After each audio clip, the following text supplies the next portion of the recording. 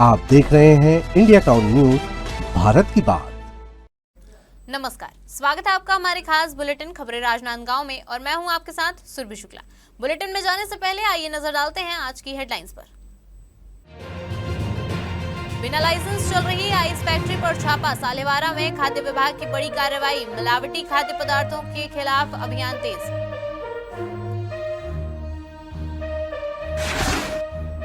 पद्मा साहू को छत्तीसगढ़ महतारी सम्मान 2026, मूक बधिर बच्चों की शिक्षा में उत्कृष्ट योगदान, काउंसलिंग से बच्चों को बना रही आत्मनिर्भर। श्रद्धा के साथ निकली जोत जवारा, जस गीतों से गूंजा छुरिया नगर, पुराना तालाब में किया गया विसर्जन। टंकी बनी, नल लगे पर पानी गायब, जल जीवन मिशन बना सोपीश, शिकायतों के बाद भी नहीं मिला समाधान।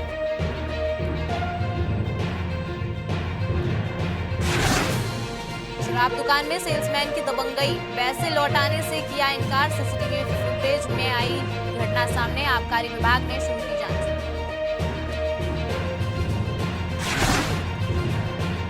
प्रदेश के प्रमुख भक्ति केंद्र बमलेश्वरी माता मंदिर के आसपास की पहाड़ियों में कल रात अचानक आग लग गई। रात के अंधेरे में उठती आग की लपटों ने पूरे इलाके में भय और चिंता का माहौल पैदा कर दिया। स्थानीय प्रशासन ने बताया कि आग लगने के कारणों का अभी पता नहीं चल पाया है। स्थानीय लोगों के मुताबिक आग तेजी से फैल रही थी, जिसके बाद फायर ब्रिगेड और फॉरेस्ट विभाग की टीमें तत्काल मौके पर पहुंची। घटना के बाद डोंगरगढ़ के निवासियों और श्रद्धालुओं से अपील की गई है कि वे सुरक्षित स्थानों पर रहें और प्रशासनिक टीमों के निर्देशों का पालन करें। बमलेश्वरी माता मंदिर के आसपास फैली इस आग ने इलाके में तनाव की स्थिति बना दी है। अधिकारियों का कहना है कि प्राथमिक तौर पर किसी के हताहत होने की सूचना नहीं है और आग पर नियंत्रण पाने की कोशिश जारी है। केसीजी जिले के वनांचल क्षेत्रों में केंद्र सरकार की महत्वाकांक्षी जल जीवन मिशन योजना प्रशासनिक लापरवाही की भेंट चढ़ती नजर आ रही है। दरअसल सालेवारा क्षेत्र के ग्राम पंचायत समुंद पानी में 3 साल पहले लाखों रुपए की लागत से पानी की टंकी बनाई गई और पाइपलाइन भी बिछाई गई, लेकिन आज तक ग्रामीणों के घरों तक पानी नहीं पहुंच पाया है। ग्रामीणों का कहना है कि टंकी में नियमित रूप से पानी भरा जाता है, लेकिन पाइपलाइन कनेक्टिविटी अधूरी होने के कारण नलों में एक बूंद पानी नहीं आता। नतीजतन टंकी से पानी ओवरफ्लो होकर बर्बाद हो रहा है, जबकि गांव के लोग भीषण गर्मी के बीच हैंडपंपों और दूर दराज के जल स्रोतों पर निर्भर रहने को मजबूर हैं। आपको बता दें कि स्थानीय लोगों के मुताबिक कई बार संबंधित विभाग को समस्या से अवगत कराया गया, लेकिन अब तक कोई ठोस कार्रवाई नहीं हुई। वहीं लोक स्वास्थ्य यांत्रिकी विभाग के अधिकारी पाइपलाइन जोड़ने की प्रक्रिया जारी होने का हवाला दे रहे हैं। पंचायत प्रतिनिधियों का आरोप है कि तकनीकी खामियों की शिकायतों को नजरअंदाज किया जा रहा है। नहीं, कितने सालों के बने? लगभग 3-4 साल। 3-4 साल हो गए, एको बार नहीं आया पानी? नहीं। अच्छा, पाइप बिछे घर तक पूरा? हाँ, बिछ गए। तो अभी पानी की समस्या के लिए पानी के लिए कैसे करते हो आप? अब पानी की समस्या बे तरफ थोड़ा दिक्कत जाही, गर्मी बढ़ी थे। पानी अभी कहाँ से लाते हो? बोरिंग से। अच्छा, बोरिंग से लाते हो? हाँ। तो ये जो समस्या है पानी नहीं आ टंकी में ला पंचायत के माध्यम से या विभाग मन ला कोई शिकायत गांव वाले मन करे हो कि अभी तक की बैठक में कुछ बात रखा है नहीं रखा है? अभी तक से तो शायद नहीं रखे बात ला कि पानी की समस्या तो है सर, लेकिन टंकी बने हैं आपके गांव में तो पानी नहीं आता। हाँ, और जो देखे जाते टंकी भरे है, पानी गिरा थे, लेकिन भरा थे पानी काबर नहीं आती, इसे कुछ जानकारी मिले? आप पता भाई वो ठेकेदार के का कमी है, का को खर पेमेंट नहीं मिले, कहा थे कोखर बारे में तो कुछ नहीं जाना हमन है। तो एको बार नहीं आया पानी अभी तक? बने नहीं आया पानी अभी, कोई घर में नहीं आया गांव के? तो पंचायत शिकायत पंचायत में शिकायत कर रहे हैं तो पंचायत वाले बन गए भी वहाँ। अब समस्या कुछ बताई नहीं तो 2-4 दिन में भेज देवो कि बोले इनका अधिकारी मन है। सालेवारा के वनांचल क्षेत्रों में जल जीवन मिशन अंतर्गत सोलर आधारित टंकी के माध्यम से नल जल योजना का कार्य विभाग द्वारा किया जा रहा है। इसमें लगभग 1.5-2 साल से टंकी का निर्माण भी हो गया है और स्पॉट पर पानी चालू भी है। जिन जिन गाँव में नल के माध्यम से अभी प्रारंभ नहीं हो पाई है चालू, उन्हें अभी हम संज्ञान में लेके नल के माध्यम से पानी चालू कराने की कार्रवाई करेंगे। जिले के जालबांधा स्थित देसी शराब दुकान से सेल्समैन की दबंगई का मामला सामने आया है। पीड़ित ग्राहक चंद्रेश वर्मा ने आरोप लगाया है कि 240 रुपए का भुगतान करने के बावजूद सेल्समैन लोमस कुमार ने उसे शराब देने के बजाय बोतल छीन ली और पैसे लौटाने से भी इनकार कर दिया। पीड़ित के अनुसार जब उसने इसका विरोध किया तो सेल्समैन काउंटर से बाहर निकल आया और मारपीट करने लगा। घटना के दौरान दुकान में मौजूद अन्य लोग भी हस्तक्षेप नहीं कर पाए।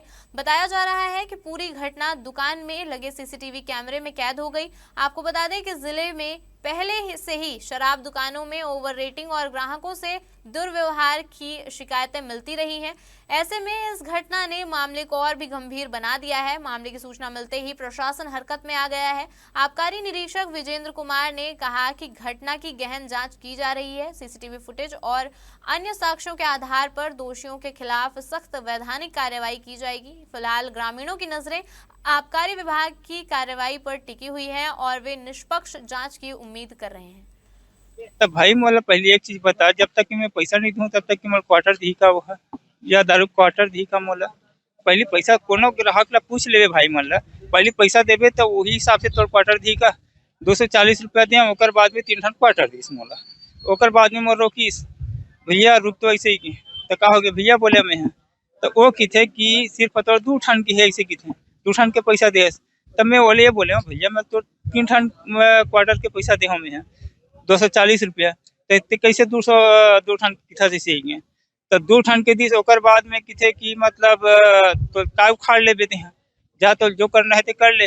ये बाहर निकल बोले दूसरे का पौवा छीन रहा था, वही है बस और कुछ नहीं। कहना है कि पूरा पैसा दिया लेकिन एक ही पौवा दे रहा था। एक ही पौवा नहीं दिया हूँ, इसको पूछिए कि इनको 3 पौवा देने के बाद ना तो सामने वाला पैसा दे रहा था ना उसका भी था, दोनों मिक्स था तो मैं रुको बोला इनको और कुछ नहीं। कालर पकड़ने का आरोप लगा रहे हैं। कालर वालर कुछ नहीं, ये गाली गलौज किया ना, नहीं ये गाली गलौज किया ये नहीं, आप पहले अपने काउंटर छोड़ के बाहर आए नहीं, गाली गलौज किया ना, बाहर निकलो गाली गलौज किया इसलिए नहीं बाहर आया, लेकिन गाली गलौज किया बाहर निकलिए बोले। कह रहे हैं कि वो उनको पूरा पैसा दे दिया था आपको, आप उनको 3 पौवा देने के बाद उनको फिर रुकवाए हैं। कैमरा चेक करता हूं उनके बाद आपको दोबारा नहीं ना, मेरे को कंप्लीट नहीं हुआ था ना जी, सामने वाला का भी था वो भी दिया था तो कैसा करूं मैं। तो आप लोग पहले एक लोग को पैसा देके एक लोग को सामान लेके नहीं इनको दिया था, मैं क्लियर किया था। सबके एक साथ नहीं सब बारीक बारीक से एक एक को देते हैं। जिले में कोसरिया यादव समाज के भीतर नेतृत्व को लेकर विवाद अब खुलकर सामने आ गया है। शनिवार को बांके बिहारी मंदिर में आयोजित प्रेस वार्ता में ईश्वर यादव गुट ने दूसरे पक्ष पर समाज को विभाजित करने का आरोप लगाया। प्रदेश संगठन मंत्री सूर्यकांत यादव और जिला अध्यक्ष ईश्वर यादव ने दावा किया है कि वर्ष 2023 में 24 सर्किलों की सहमति से उनका मनोनयन वैध पंजीयन के तहत हुआ था। उन्होंने चंद्रशेखर यादव द्वारा प्रस्तावित भूमि पूजन और 29 मार्च को आयोजित कार्यक्रम की वैधानिकता पर सवाल उठाते हुए संबंधित जमीन के दस्तावेज सार्वजनिक करने की मांग की। वहीं चंद्रशेखर यादव ने इन आरोपों पर पलटवार करते हुए अपने चयन को पूरी तरह लोकतांत्रिक प्रक्रिया से हुआ बताया। आपको बता दें कि चंद्रशेखर गुट 29 मार्च को बर्फानी धाम में महाधिवेशन और समाज भवन निर्माण के लिए भूमि पूजन की तैयारी कर रहा है, जिसमें कई बड़े नेताओं ने के शामिल होने का दावा किया जा रहा है। एक ही समाज में 2 अध्यक्षों के अलग अलग दावों ने स्वजातीय बंधुओं के बीच भ्रम और तनाव की स्थिति पैदा कर दी है। अभी कुछ अपन व्यक्तिगत स्वार्थ के कारण, अपन व्यक्तिगत राजनीति लाभ के कारण यहाँ कुछ संघ हमारे समाज द्वारा 2, 3, 4, 5 आदमी द्वारा गलत तरीका से कोसरिया यादव समाज के नाम ला बदनाम करे के लिए बहुत गंदा तरीके से कार्यक्रम आयोजित करे जाते हैं। यादव समाज और पूरा सर्किल गांव वाले जानना चाहते कि ये जो भूमि पूजन कार्यक्रम होते वो भूमि में क्या हमारे यादव समाज के हवे का ओकर पंजीयन ओकर खसरा नंबर का है, कौन से जमीन में भूमि पूजन कर रही ओकर स्पष्टीकरण चाहते और स्पष्ट करना चाहते कि ये जमीन अगर हमारे नाम में हवे तो खुलासा होना चाहिए, सब जानकारी होना चाहिए कि ये जमीन हमारे हवे, तभी शासन द्वारा हमारा अनुदान मिली, पैसा मिली और हमारे लिए एक अच्छा भवन के निर्माण हुई। यही उम्मीद के साथ मैं चाहता हूँ कि ये पूरा सार्वजनिक होना चाहिए जिसमें भूमि पूजन हुआ। भीषण गर्मी को देखते हुए जिले में मिलावटी और असुरक्षित खाद्य पदार्थों के खिलाफ प्रशासन ने सख्त रुख अपना लिया है। इसी कड़ी में कलेक्टर और खाद्य एवं औषधि प्रशासन के निर्देश पर चलाए जा रहे विशेष अभियान के तहत 27 मार्च 2026 को वनांचल ग्राम सालेवारा स्थित नर्मदा आइस फैक्ट्री पर खाद्य विभाग की टीम ने अचानक छापा मारा। जांच के दौरान फैक्ट्री बिना किसी वैध खाद्य लाइसेंस के संचालित होती पाई गई। निरीक्षण में यह भी सामने आया कि अस्वच्छ परिस्थितियों में खाद्य सामग्री का निर्माण किया जा रहा था। मौके से ही बिना बैच नंबर और एक्सपायरी डेट के करीब 5000 चोकोबार पैकेट बरामद हुए। साथ ही भारी मात्रा में पैकेजिंग सामग्री भी मिली। विभाग ने 3 फ्रीजरों सहित सभी सामग्री को सीज कर दिया है। इसके अलावा कार्रवाई के दौरान लगभग 3000 असुरक्षित ऑरेंज कैंडी को मौके पर ही नष्ट कर दिया गया। अभिहित अधिकारी के अनुसार Rajshree cream magic white custard powder का सैंपल जांच के लिए लिया गया है। जब तक फैक्ट्री मानकों का पालन नहीं करती तब तक उसके निर्माण और विक्रय पर पूर्ण प्रतिबंध रहेगा। सूर्यानगर में चैत्र नवरात्रि के पावन पर्व पर मंदिरों में जोत जवारा स्थापित किए गए थे। 9 दिनों तक श्रद्धालुओं ने पूरे विधि विधान और भक्ति भाव से पूजा अर्चना की। रामनवमी के अवसर पर इन जोत जवारों की शोभा यात्रा निकाली गई और नगर के तालाबों में उनका विसर्जन किया गया। मां शीतला मंदिर से विधिवत पूजा अर्चना के बाद जोत जवारा विसर्जन यात्रा निकाली गई। इस दौरान जस गीतों की मधुर धुनों के साथ श्रद्धालु झूमते नजर आए। नगर सहित आसपास के क्षेत्रों से बड़ी संख्या में लोग जोत जवारा के दर्शन के लिए पहुंचे, जिससे पूरे क्षेत्र में भक्ति का माहौल देखने को मिला। इस अवसर पर मां दंतेश्वरी ट्रस्ट समिति के अध्यक्ष रितेश जैन सहित नगर के बड़ी संख्या में श्रद्धालु उपस्थित रहे और धार्मिक आयोजन में सहभागी बने। वक्त हो चुका एक छोटे से ब्रेक का। बने रहिए इंडिया टाउन न्यूज के साथ। कभी कभी चेहरे का छुपा दर्द दुनिया नहीं देख पाती है। दाग, मुहासे, झाइयां सब आपके आत्मविश्वास को कम कर देता है, पर अब नहीं, क्योंकि Rukhsana glow and fair face pack जो दे आपकी स्किन को वो प्यार जो सिर्फ प्रकृति दे सकती है। हर लेयर को साफ करे, हर दाग को करे हल्का और आपकी मुस्कान फिर से लौटाए। Because you deserve to glow naturally. Rukhsana herbal beauty product Amazon, Meesho और फ्लिपकार्ट में भी उपलब्ध। शहर के सड़कों पर रात के समय अंधेरा अब गंभीर चिंता का विषय बन गया है। दरअसल शहर और नेशनल हाईवे पर लगाए गए हाई मास्क लाइट, जो रात में सुरक्षा और रोशनी का सबसे बड़ा सहारा मानी जाती है, आज कई जगहों पर बंद पड़ी हुई है। स्थानीय नागरिकों ने बताया कि इन लाइटों की समय पर मेंटेनेंस और रखरखाव नहीं होने के कारण हालात दिन ब दिन बिगड़ते जा रहे हैं। आपको बता दें कि समस्या सिर्फ शहर के बड़े चौक चौराहों तक सीमित नहीं है, बल्कि नेशनल हाईवे पर भी कई हाई मास्क लाइट बंद होने से हादसे के खतरे बढ़ते जा रहे हैं। और इसके साथ ही स्थानीय लोगों का कहना है कि अंधेरे में सफर करना आम नागरिकों के लिए जोखिम से कम नहीं है। कई बार शिकायतों के बावजूद अभी तक कोई ठोस कार्रवाई नहीं की गई है। यह लापरवाही सीधे तौर पर प्रशासन और नेशनल हाईवे के मेंटेनेंस विभाग से जुड़े जिम्मेदार अधिकारियों पर सवाल खड़ा कर रहा है।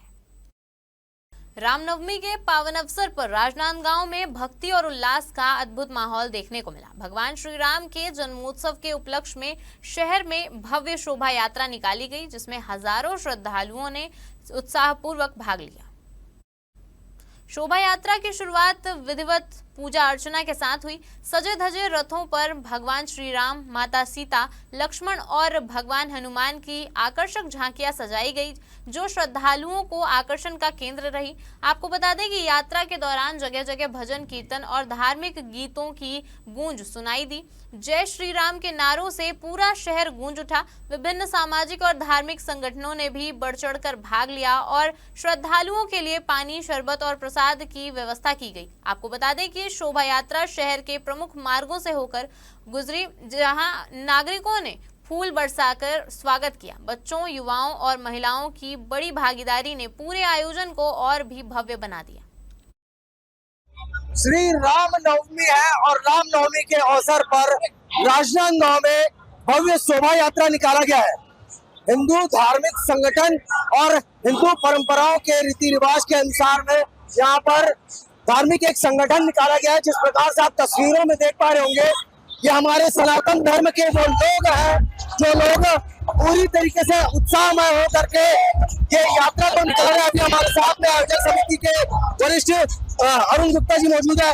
सर बताएंगे किस प्रकार से हिंदू धर्म की संस्कृति को आज पूरे नगर में निकाला जा रहा है, नगर में इसकी भव्यता और इसकी लोकप्रियता देखी जा रही है। 2007 से भगवान राम की शोभा यात्रा निकाली जा रही है और वर्ष प्रति वर्ष ये शोभा यात्रा विशाल से विशालता हो जा रही है।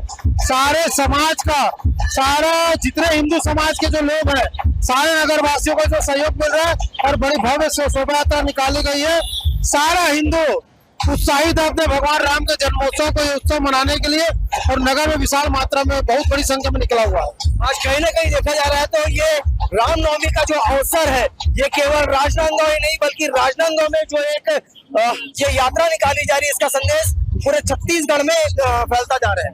यह भगवान राम का जो जन्मोत्सव है, शोभा यात्रा है, छत्तीसगढ़ सहित पूरे भारत में निकाला जाता है। जहाँ जहाँ हिंदू है, सनातन निकाला जाता है। और हम 2007 से बहुत पुराने समय से ये शोभा यात्रा निकल रही है और समाज जुड़ते जा रहा है।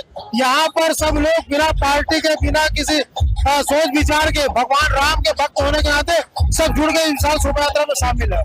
निष्पक्ष रूप से हिंदू सनातन धर्म को अग्रसर करते हुए आज पूरे नगर भर में शोभा यात्रा निकाली जा रही है। इस शोभा यात्रा की हर एक कड़ी आप केवल इंडिया टाउन न्यूज पर देख पाएंगे। आगे चलते हैं और आगे की वो सारी तस्वीरें आपको केवल इंडिया टाउन न्यूज पर दिखाते हैं कि जिस तरीके से राजनांदगांव में ये विशाल शोभा यात्रा निकाली जा रही है। राजनांदगांव में यह शोभा यात्रा महावीर चौक, हनुमान मंदिर से प्रारंभ होकर जयस्तंभ चौक, गांधी चौक, दुर्गा चौक और सदर लाइन, पुराना थाना होते हुए सदर लाइन, भारत माता चौक, तिरंगा चौक होते हुए रामाधीन मार्ग से सुरजन गली और सुरजन गली से होते हुए कामठी लाइन आएगी। कामठी लाइन से फिर भारत माता चौक और भारत माता चौक होते हुए आजाद चौक पहुंचेगी। आजाद चौक से सीधा गुड़ाकू लाइन होते हुए भगत सिंह चौक होते हुए सीधा महावीर चौक में समापन होगा। हनुमान चालीसा के पश्चात में प्रसादी वितरण का कार्यक्रम होगा। ये हमारे लिए बहुत ही हर्ष का विषय है कि विश्व हिंदू परिषद और बजरंग दल ने सर्वव्यापी समाज से आग्रह किया कि इस बार कोई समाज आगे आए और उसके लिए उन्होंने सबसे पहले सर्वव्यापी समाज को यह आग्रह किया। तो यह हमारे लिए बहुत ही सौभाग्य की बात है कि प्रभु श्री राम जो हमारे आराध्य हैं, उनकी शोभा यात्रा निकालने का हमें मौका मिल रहा है और उसकी जो शोभा यात्रा की जो पूरा जो मैनेजमेंट है उसको करने का मौका मिल रहा है। सनातन धर्म को आगे बढ़ाने के लिए हम सर्वजाति समाज तो है ही, लेकिन सर्व समाजों को जोड़कर हम एक अद्भुत शोभा यात्रा निकालने जा रहे हैं, जो एक पूरे प्रदेश में एक मिसाल रहेगी शोभा यात्रा की। इतनी अच्छी शोभा यात्रा राजनांदगांव से निकली। राजनांदगांव जिले की सोमनी ग्राम पंचायत में सरपंच नीलिमा साहू के खिलाफ 16 पंचों द्वारा अविश्वास प्रस्ताव लाया गया है।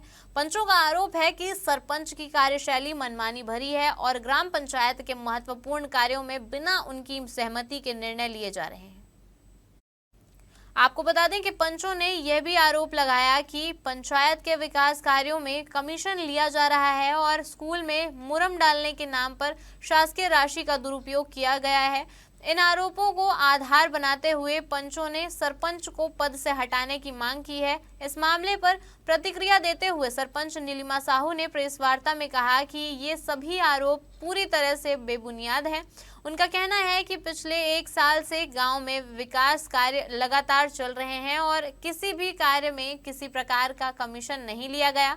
सरपंच ने आरोप लगाया कि यह सब राजनीतिक द्वेष के चलते किया जा रहा है। वहीं प्रशासन द्वारा अविश्वास प्रस्ताव की तारीख में बदलाव करने से गांव में आक्रोश बढ़ गया है। इस स्थिति के बीच ग्रामीणों में इस मामले को लेकर मतभेद स्पष्ट रूप से दिखाई दे रहे हैं और गांव की राजनीति गर्मा गई है।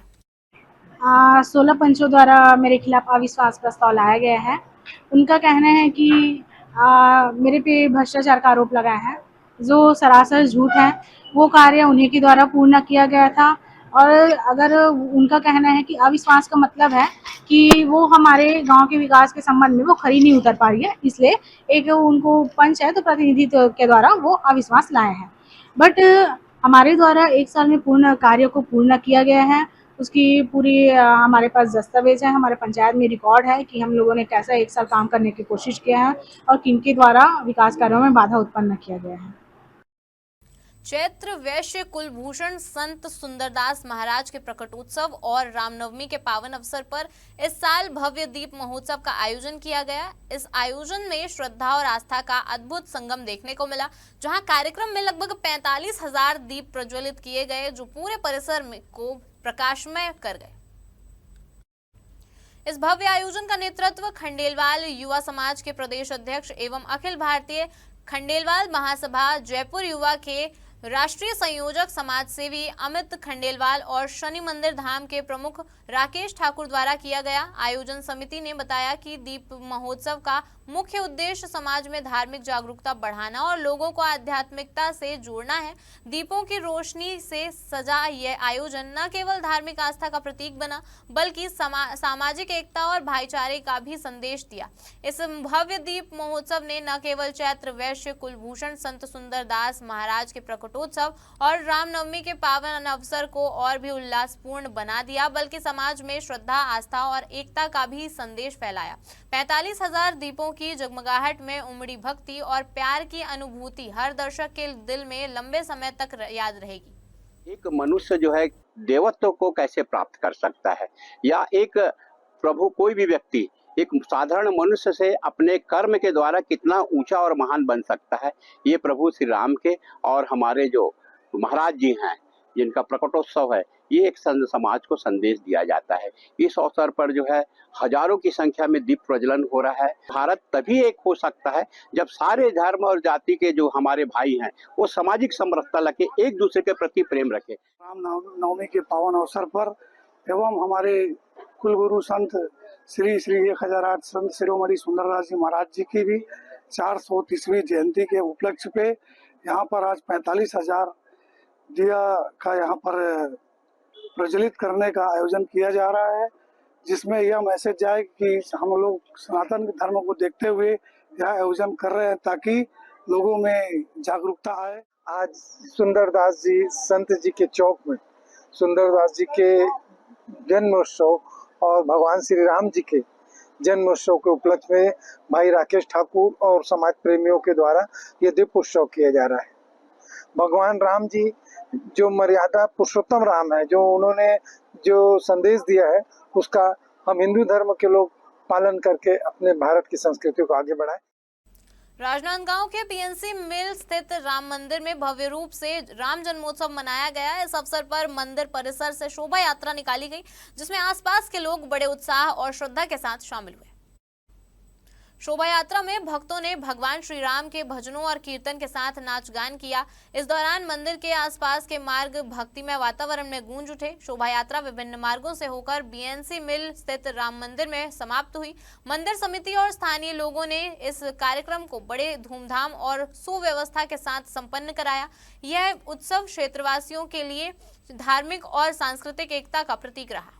आज हमारी शोभा यात्रा निकल चुकी है, जो कि आज तीसरा वर्ष है, और हमेशा हर वर्ष की तरह हम चाहते हैं कि बड़े उत्साह के साथ, बड़े भव्यता के साथ इस शोभा यात्रा का हम शुभारंभ करें। शोभा यात्रा का रूट है यहाँ से गुरु नानक चौक, मानव मंदिर चौक होते हुए इमाम चौक, हनुमान मंदिर और वापस श्री राम मंदिर। शोभा यात्रा निकाले हैं।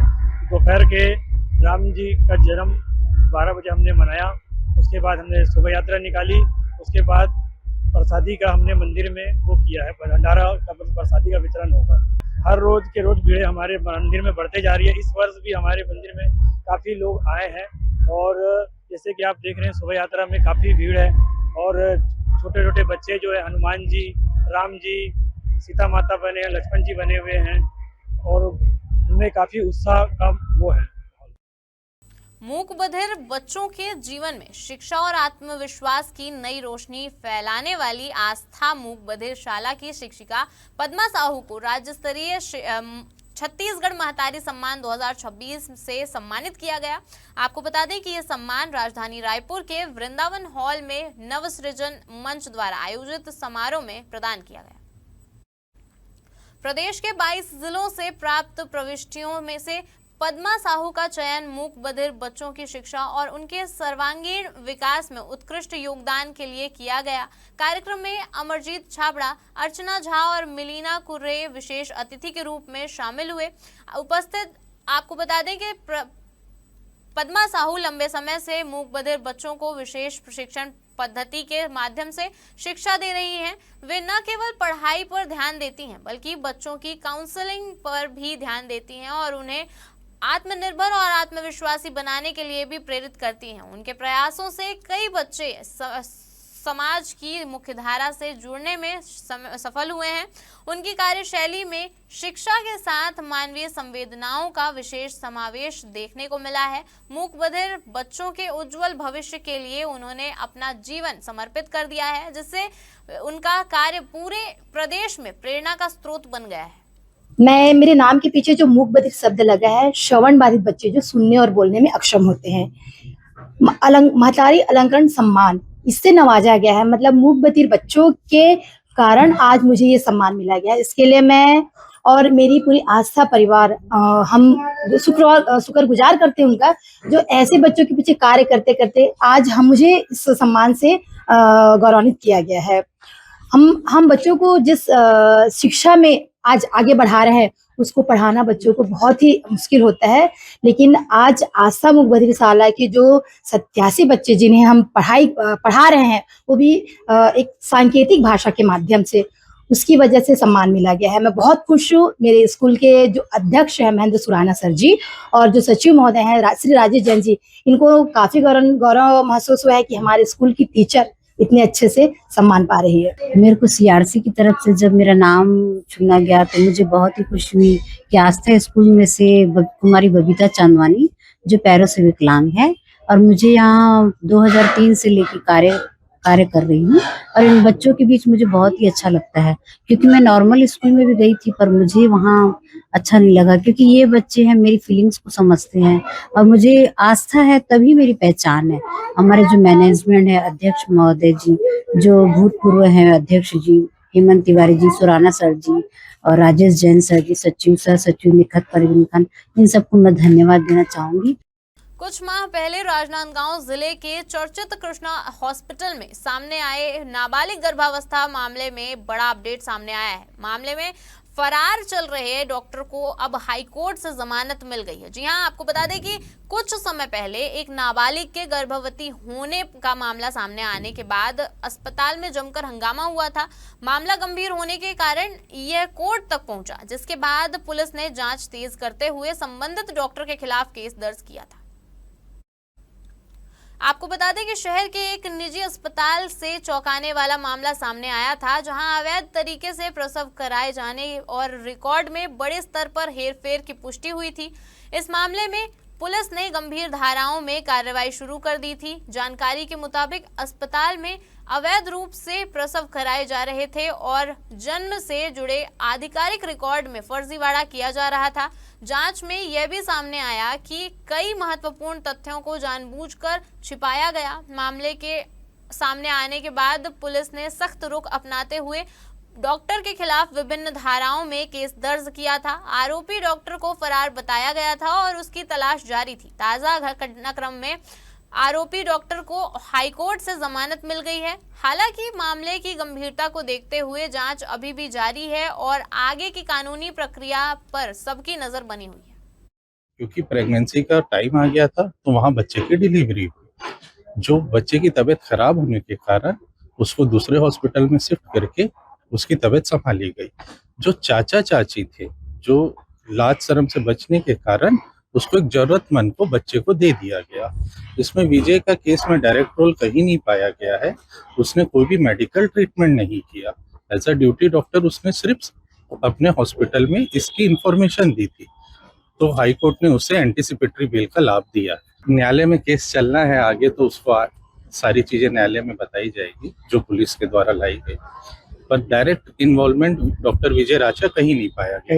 और डायरेक्ट इन्वॉल्वमेंट ना ही मेडिकल ट्रीटमेंट में, ना ही कहीं पैसे के लेन देन में कहीं नहीं है। एक एग्रीमेंट है जो लड़की के चाचा चाची ने बनाया कि हम जरूरतमंद को ये बच्चा सौंप रहे हैं, उसमें भी पैसे का कहीं कोई उल्लेख नहीं है। हमारे खास बुलेटिन खबरें राजनांदगांव में फिलहाल इतना ही। देखते रहिए इंडिया टाउन न्यूज, भारत की बात। नमस्कार। आप देख रहे हैं इंडिया टाउन न्यूज, भारत की बात।